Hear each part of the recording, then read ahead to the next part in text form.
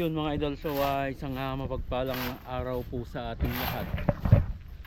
Saturday po ngayon mga idol at payday po ng tropa.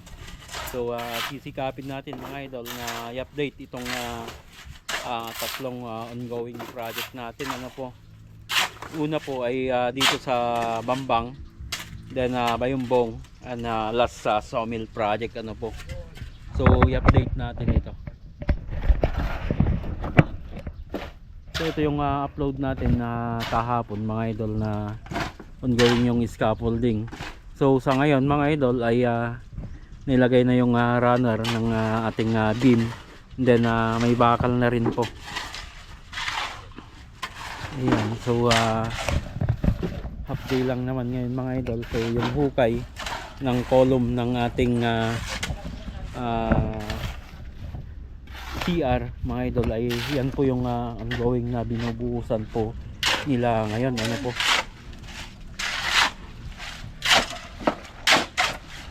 yung column saka tie beam po.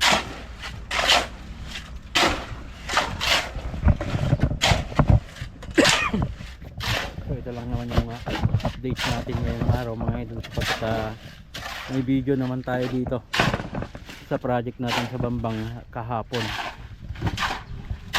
So ito yung accomplishment ng half day mga idol. Then sa buhos, so kayo dun sa likod, at nakapagpasimula na rin tayong magpabistay para sa pangpalitada natin. Ano,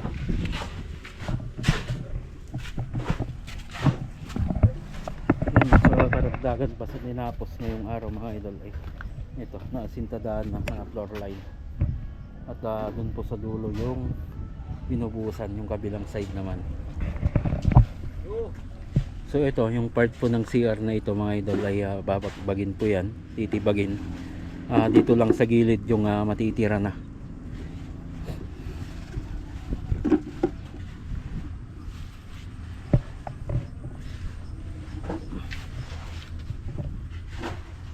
Yan, so roof beam na mga idol, roof beam na po kami. Yung mga siroho ng poste, yan na lang po yung tatakpan. Then roof beam na, pwede nang magsimula sa bakal.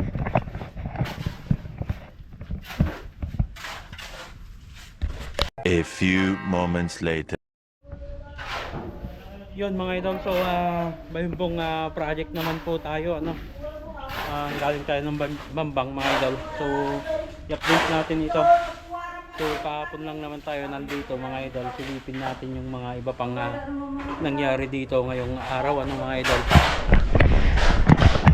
yan, so ito yung mga pader na pinalihaan na natin nung kahapon. Ano mga idol, yan, so natanggal na yung mga tumalsik na dun eh. Then yung mga kailangang i-retouch dito na nakita natin mga idol, yung mga pinuna natin sa ating mga kasama ay naayos na. No,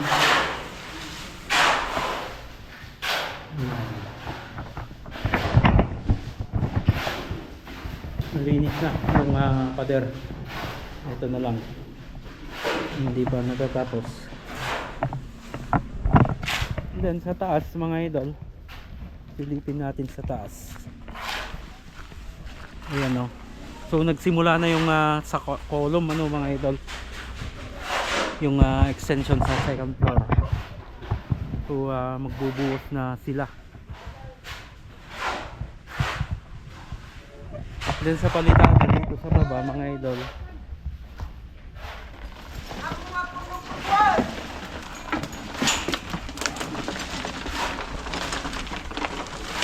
so ito na yung sa palitada.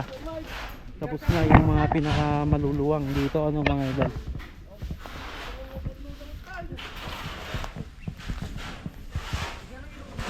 ayan o.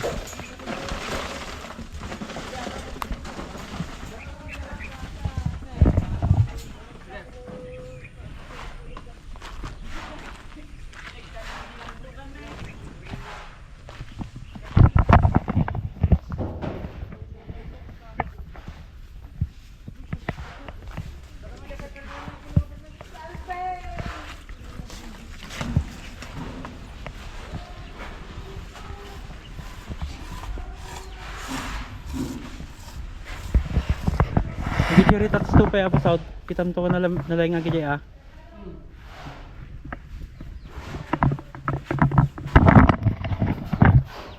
And then yung bato mga idol yan oh. Yung pinagbista yan. Nandito na. So pinalagay natin dito. Kaya medyo umayos na yung landscape po dito sa palibot po ng bahay ano.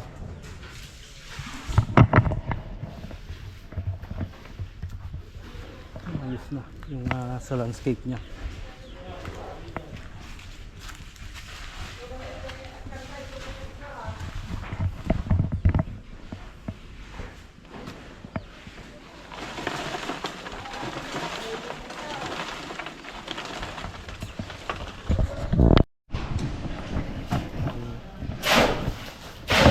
Grabing halo ah.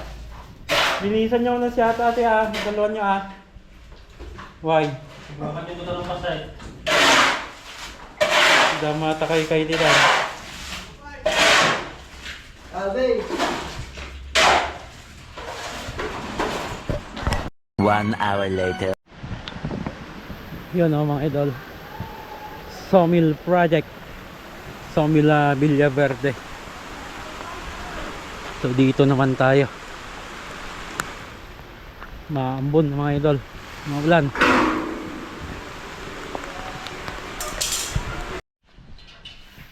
Yun mga para sa halos sa 2 days din pa wala tayo dito ano? So i-update natin yung mga nangyari na dito sa Sawmill project. So ito na yung sa dining ano mga idol. Yan, na-frame na. Nailagay na yung cove. So yung sanepa ng cove mga idol ay pinturado na po iyan. So after ng pintura ng cove mga idol, yan oh, ilagay na yung edging po ng PVC. Yan, may edging na siya. Yung J-clip ng ating PVC. So ito yung paraan po namin mga idol, pipinturahan yung sa loob, saka ilalagay yung edging o yung J-clip. Tapos magano na kami mga idol, ilalagay na namin yung takip ng aming mga cove sapagkat yung gagamitin sa ating mga cove mga idol ay ano po yan, hardeplex board. Yung high ceiling yun lang mang po yung PVC, katulad din po nito yan o. So nagawan din ng paraan ito mga idol para masunod yung gusto nyo lang design dito. Nag-drop po kami ng 10 cm mula dito sa dining area papunta dito sa living area ng first floor o yung receiving area po nila. Maganda pa yung design po na gusto nila para dito mga idol, kaya kailangan bumaba kami ng konti para masunod yung sa design. Sa master's bedroom mga idol, meron na rin po yung pinakasanepa niya. Then meron na rin po yung edging nito, nilagay na yung iba. Then dito sa walk-in closet mga idol, yan oh, meron na siyang board.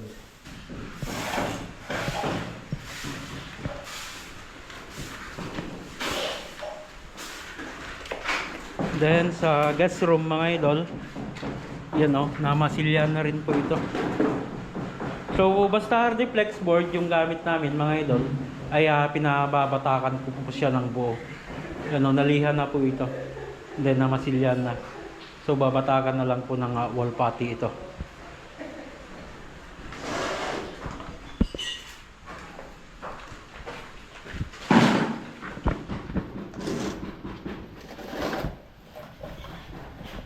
So akyat naman tayo dito sa second floor mga idol.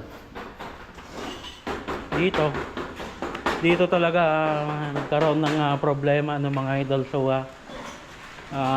ginawan ko ito ng paraan para mas maluwang sana yung para sa design, kaso may problema pala dito sa part ng beam. So magre-reframe po kami talaga dito kahit anong gawin natin mga idol. So ayaw naman natin saktan itong beam para tiktikan, sapagkat dito kung papansin nyo mga idol, dito sa part nito lubog yung ating metal flooring dito. Pero pagpunta natin dito sa kabilang dulo, nasa may 2 inches pa mga idol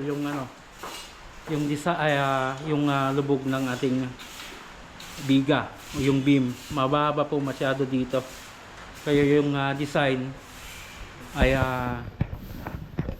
dun kakaproblema talaga. So ipapa-reframe ko na lang ito mga idol. Itataas namin ulit ito. So dito mga idol ay papalabasin na namin itong biga. Ito talaga yung nagkaroon ng problema, itong beam. So itataas po namin lahat ito, maski itong high ceiling po namin. So maghihiwalay na itong opening ng hagdanan dito sa pinaka hallway. So yung unang propose ko po sa may-ari po nitong bahay, kaya diretso sana itong natin, itong PVC mula dito sa opening ng ating hagdanan, didiretso po sana yung ating PVC dito, paikot pa doon sa may hallway.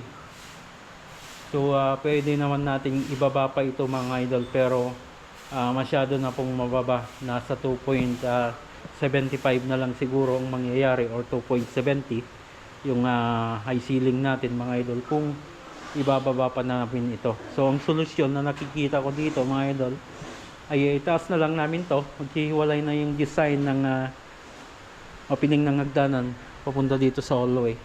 So kakausapin ko ulit yung may-ari po nito. Yung beam po talaga ang nagkaroon ng problema. So kita nyo naman dito mga idol ay nasa ilalim yung ating metal flooring. Yan. So pagdating na dito sa dulo mga idol, dito na tayo nagkaroon ng problema. Baka yung level nung nag-boost sila, yun po siguro yung problema. Ayan. So iba pang update mga idol. Ayan napatakan na. So katulad ng sinabi ko sa inyo kanina mga idol, pag ganitong Hardeflex board yung aming gamit ay batak sarado. Ayan.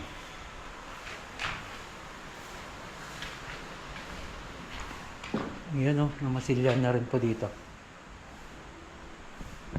sa room 2. Then kung saan tayo nagsimula mga idol, dito sa daughter's bedroom pala ito. Nilagay na yung cove, yung takip ng ating cove, then lalagay na rin yung J-clip.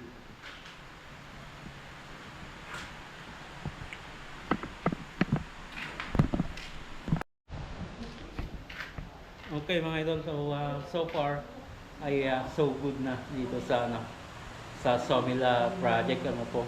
So madali lang naman po i-install yung ating PVC panel po. Madali lang po 'yun.